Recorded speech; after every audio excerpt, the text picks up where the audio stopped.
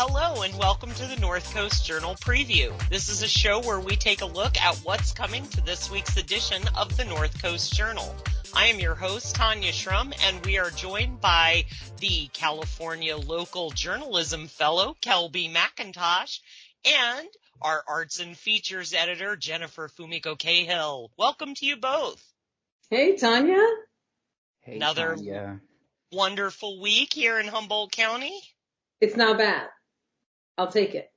If nothing is quaking, the earth is not trying to swallow us, I will take it. I did not have to evacuate to higher ground so far this week, and that's a good week. But we've got lots to rock and roll with really good news and excellent articles coming to this week's edition. So, Kelby, would you like to fill us in on your cover story? It's so nice to hear those words, by the way. I just wanted to say that. And it's a wonderful story that you've brought to the Journal this week. Thank you. The cover story is actually on a Veterans Art Ceramics program at the College of the Redwoods.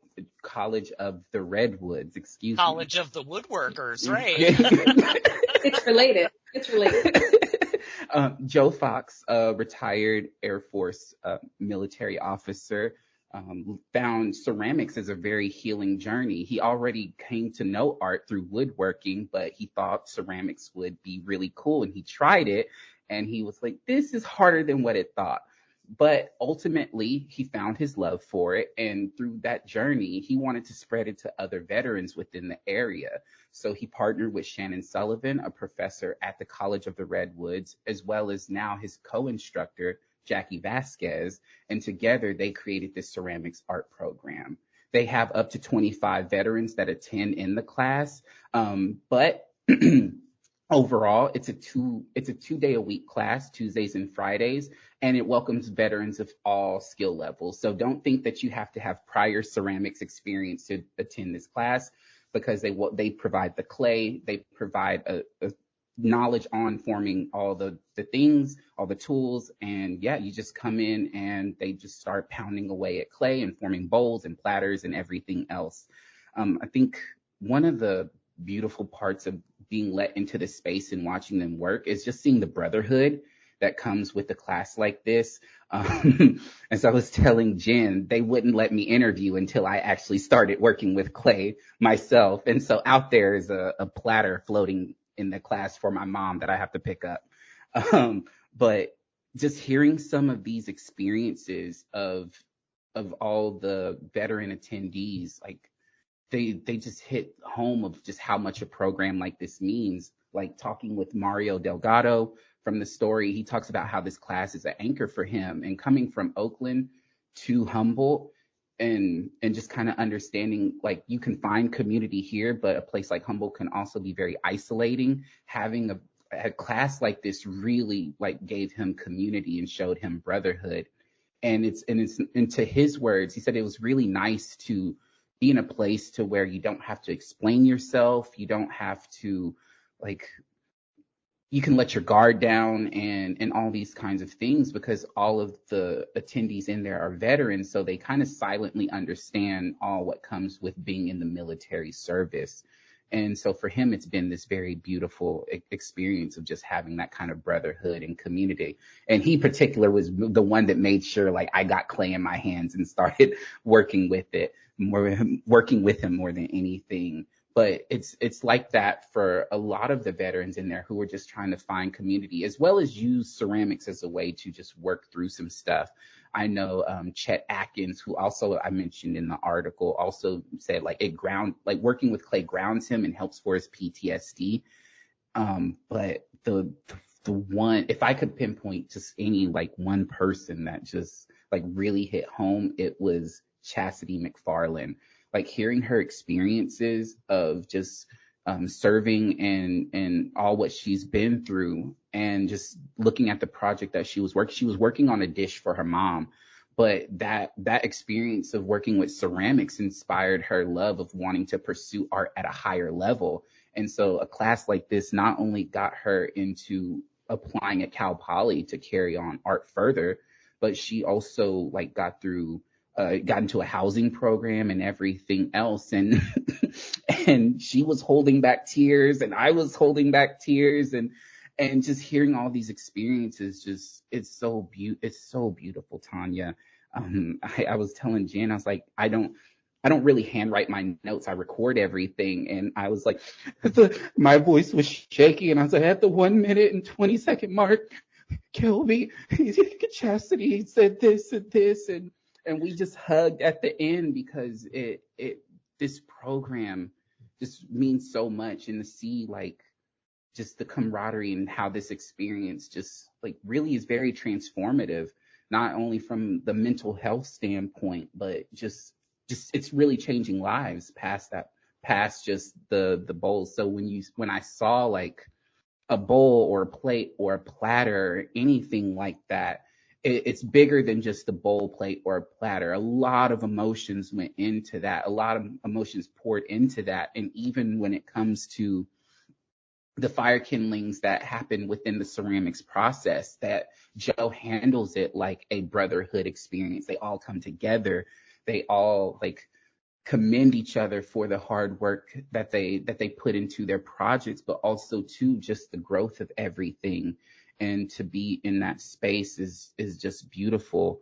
I got a chance to speak with some young people representatives, and they commended Joe for the program and just what this program means for the community as well, and for them to have nonprofit status within the Ink people. Like it means a lot to their growth, and just what this means for the veteran communities and Humboldt as a whole. I think it's so beautiful just to be able to do this story and just be let into their bubble and to hear these experiences. And even past this story, I've ran into a few of the veteran attendees just out in the wild, and they're always just like, Kelby, like, thank you so much for just showing up and just hearing us out and everything else. And so it's just really cool to have these kinds of experiences.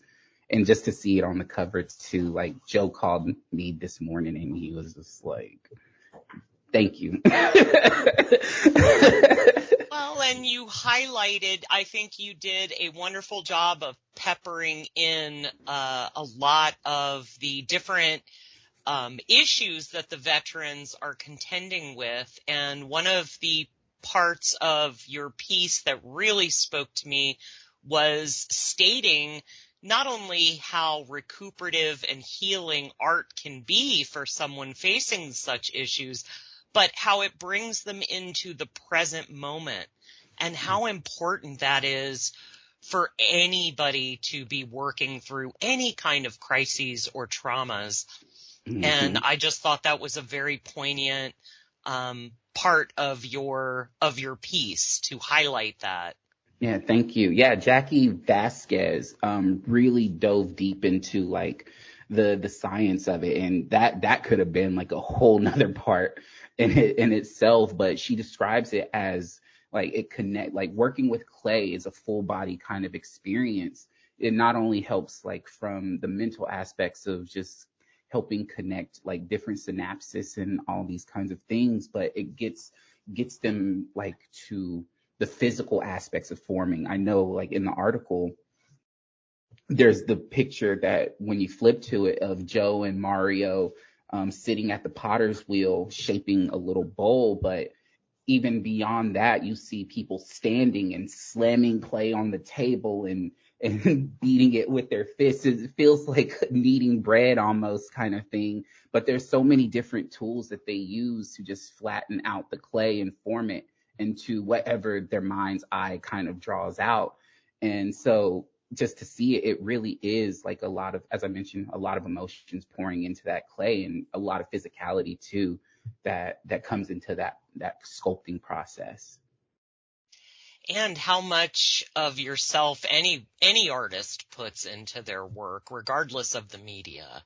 Mm-hmm. So I think the fact that this is such a physical use of clay and tools, I mean, obviously is probably connected to working some things out when, you know, you have things that you want to contemplate and work on. And as you also stated in the story, especially up here, not only can Humboldt be so isolating, but we are such a healthcare desert, especially when it comes to mental health services. Mm-hmm. Yes.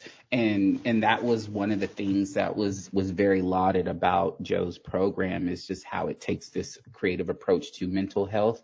And also too, like I know I brought up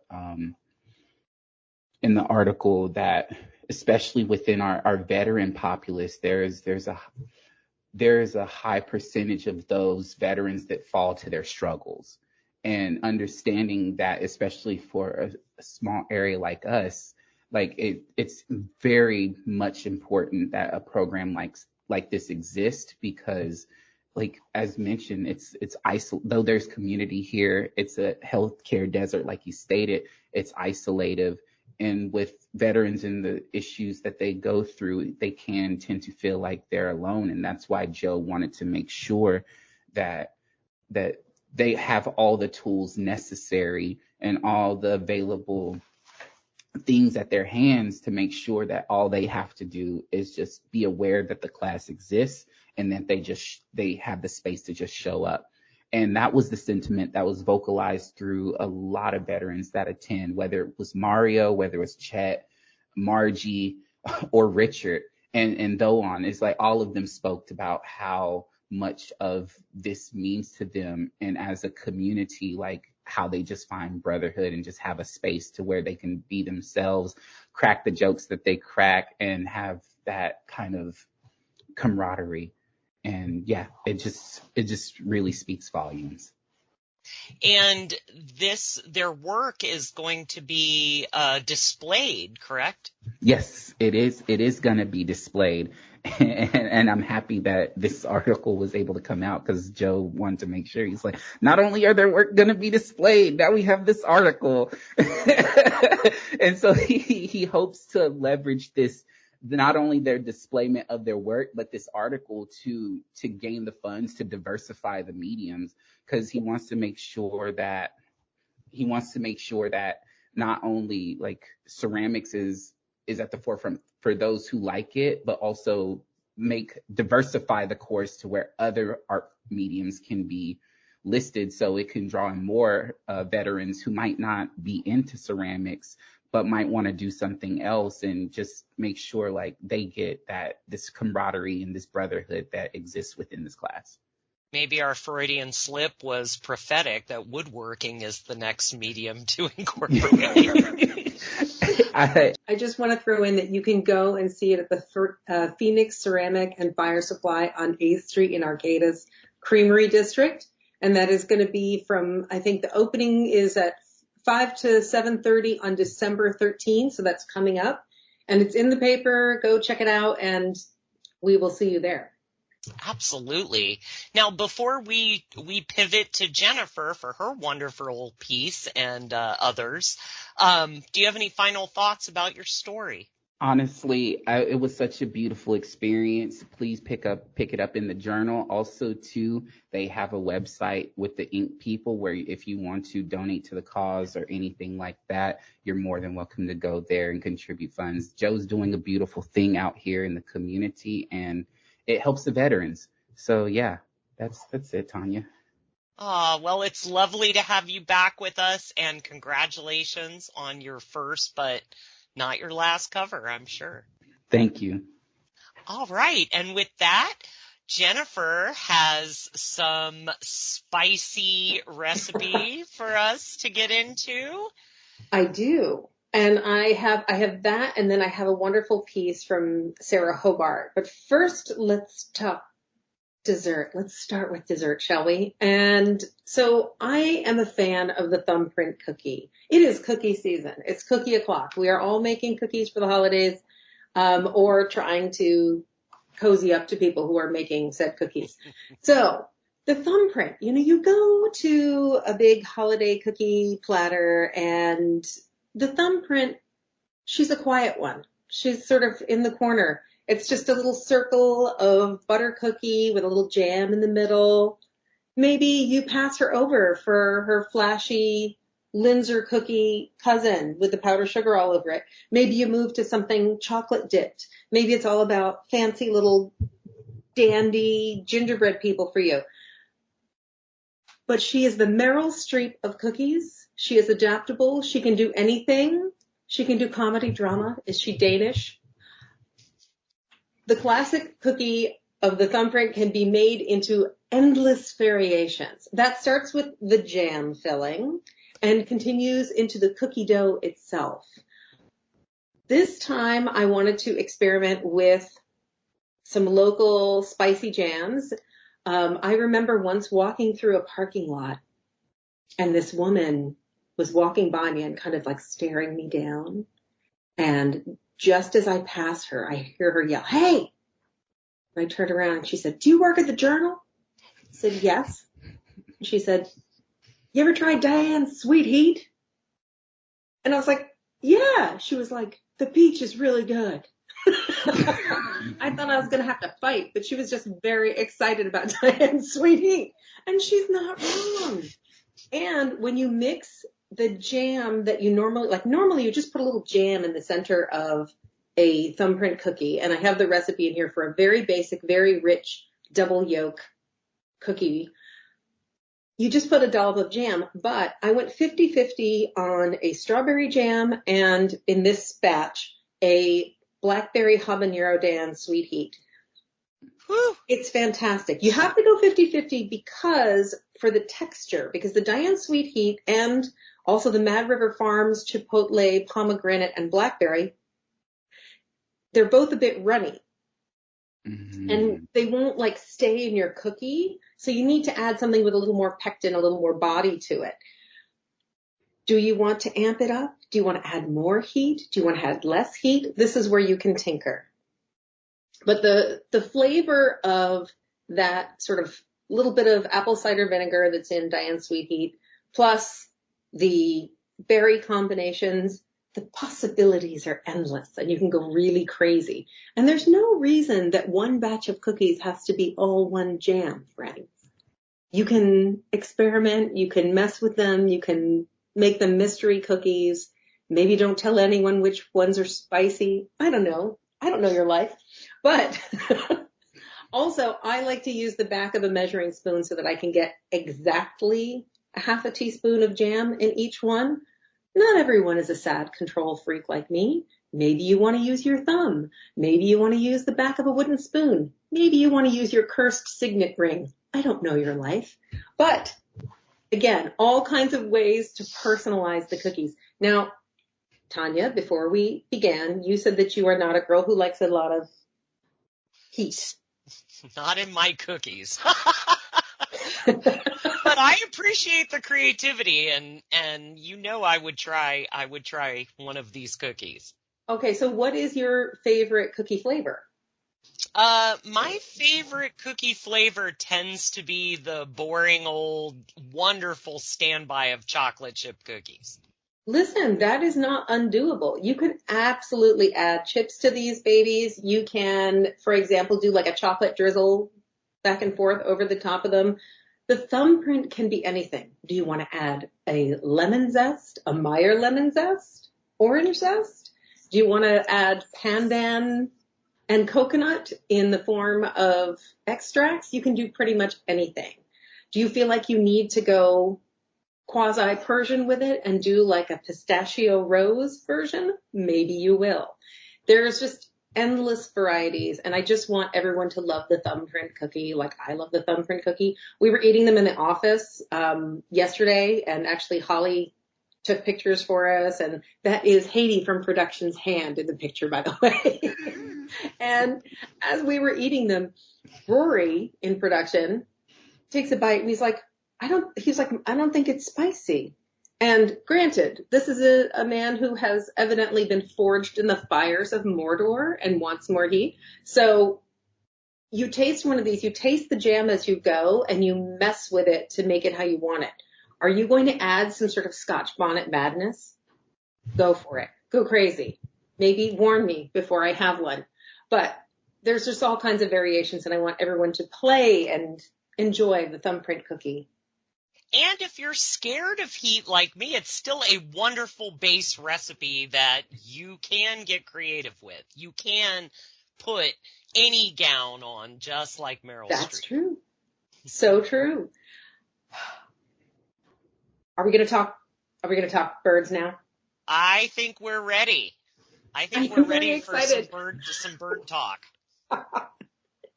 Okay, so this week, Sarahs Hobarts, God love her, she's our birder columnist.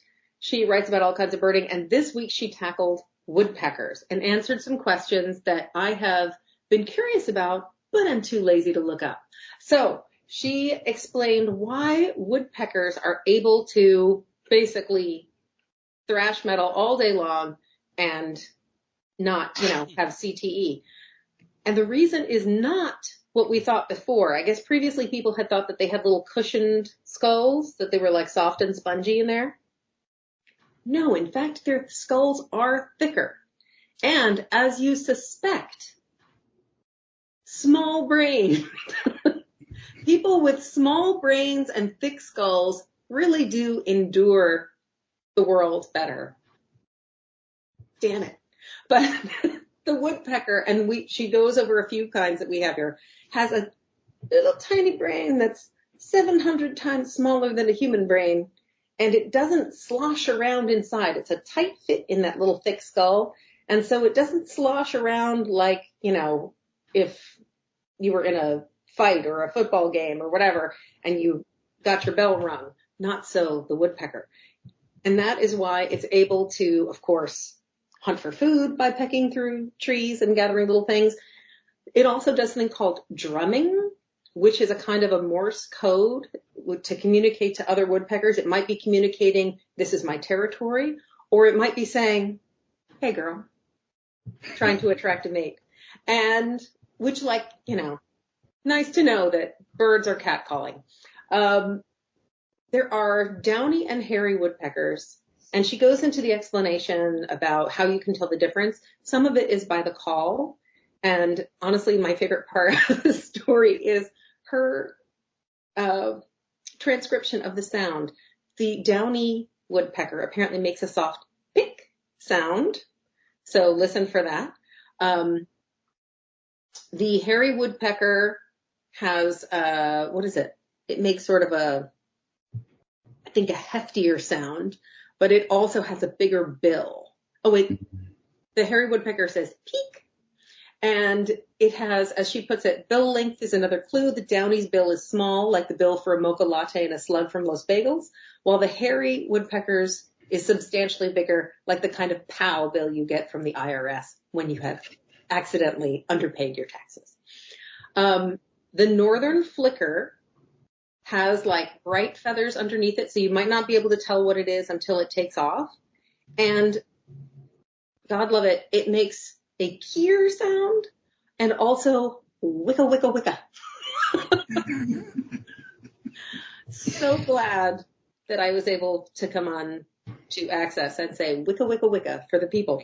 And finally, because I know our producer Matt was asking, the pileated woodpecker is the one he's looking for.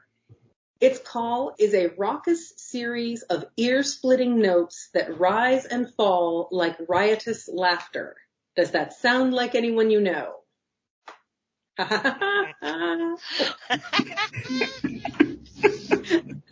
So, and last but not least, the ivory-billed woodpecker, also known as the Lord God bird. God, birders are so dramatic. Supposedly thought to be extinct, but our girl Sarahs Hobarts is a believer that you can still see one. So if you see an ivory-billed woodpecker, snap a picture and don't keep it to yourself. Sarah is dying to know. Absolutely. Well, she did an amazing job. And I appreciate everybody coming and going over these stories this week. That wraps up our time for this week. You better get that current edition of the North Coast Journal and read it cover to cover. Pick up your copy today or find it online at northcoastjournal.com. I am Tanya Schrum, and thanks for being with us and staying informed and supportive of our North Coast community.